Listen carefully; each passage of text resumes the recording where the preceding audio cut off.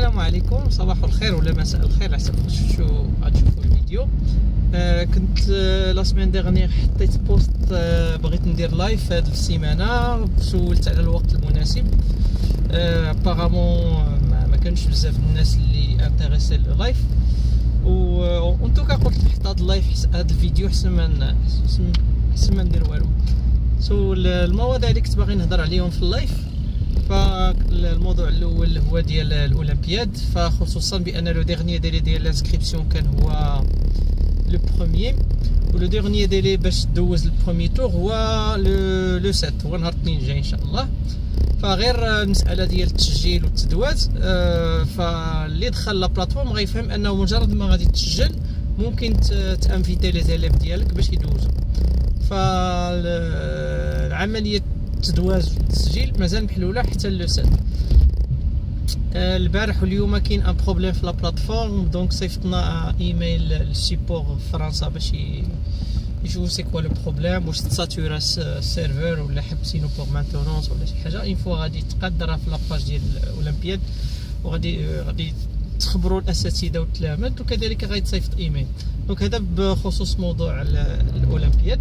الموضوع الثاني هو ديال مسابقه المغرب العربي للبرمجه، في اطار واحد التعاون ما بين الشباب في المغرب والجزائر وتونس، فقرروا انهم يديروا مسابقه ديال المغرب العربي للبرمجه. هذه المسابقه غادي تكون حضوريه و ا ديستونس، فكل دوله غادي تحاول تجمع لي زيتيديون ديالها في نفس لو سيت، وغادي يكونوا لي 3 سيت سانكرونيزي بيناتهم، فغادي يدوزوا في نفس الوقت، نفس لي بروبليم، نفس لي نوت اكسيتيرا. هي ماشي مسابقه تاهيليه المسابقه العربيه، هي فقط مسابقه تدريبيه. الهدف منها هو رفع المستوى في منطقه المغرب العربي.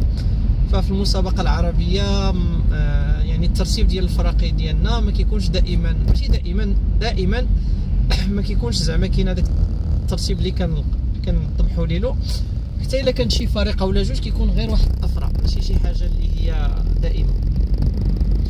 فالسيمانه اللي فاتت كنا درنا الدور الاول التجريبي، كانوا شاركوا تقريبا 300 واحد اللي تسجلوا، جو بونس تكونيكطاو واحد 200.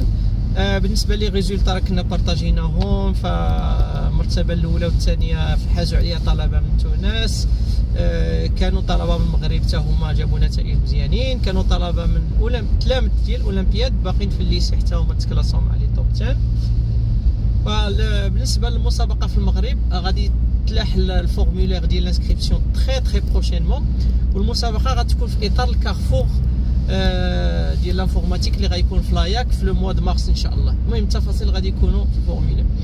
هذا بخصوص النقطه الثانيه. النقطه الثالثه كاينه هذاك المسابقه مبرمجي الشباب اللي غتكون في الاردن في لو موا د مارس. العام اللي فات شاركوا جوج ديال الفرق من فكانت التجربه، يعني هذوك الفرق الاباء ديال التلاميذ هما اللي خلصوا عليهم باش مشاو شاركوا، خداو التجربه، شافوا شنو كاين.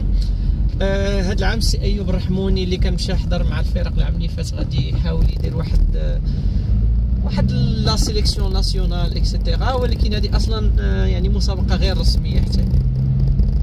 هذا لو 3 بوين.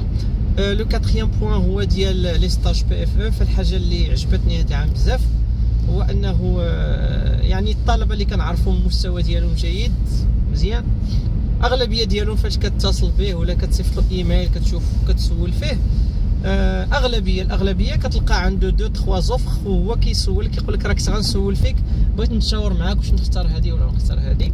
الحمد لله ابارامون كاين بليزيور اوفر هذا العام. البارح في الليل بارطاجيت كيلكوزان، دونك كاينه واحد لا سوسيتي في الرباط عندها 4 سوجي، وكاين لا سوسيتي فين كنشتغل انا في تطوان ديفين ويب حتى هي عندنا 2 سوجي اللي لونسيناهم. فلا كونديداتور فيها جوج ديال المراحل، فكتعمر فورمولير بشويه عليك وكتاتاشي السي في ديالك، كتصيفطوا لذاك لادريس ايميل اللي كاين تما. كاينه ان بوين اخر اللي كانوا كيسولوني عليه الدراري بزاف في ديسمبر بخصوص كونكور ديال كاب جيميني. فهذاك سميتو كونكور كاب جيميني، ماشي ديال ضياء ولا ام اس ام ولا ام سي بي سي.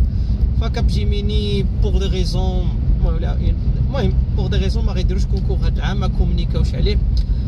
حتى العام اللي فات يعني كان دارت انونسا ابارامون كان غيتانولا، ولكن في لي زانسكريبسيون بزاف ديكالاو حتى سالاو الريكروتمون ديال الدراري بور ستاج بي اف او.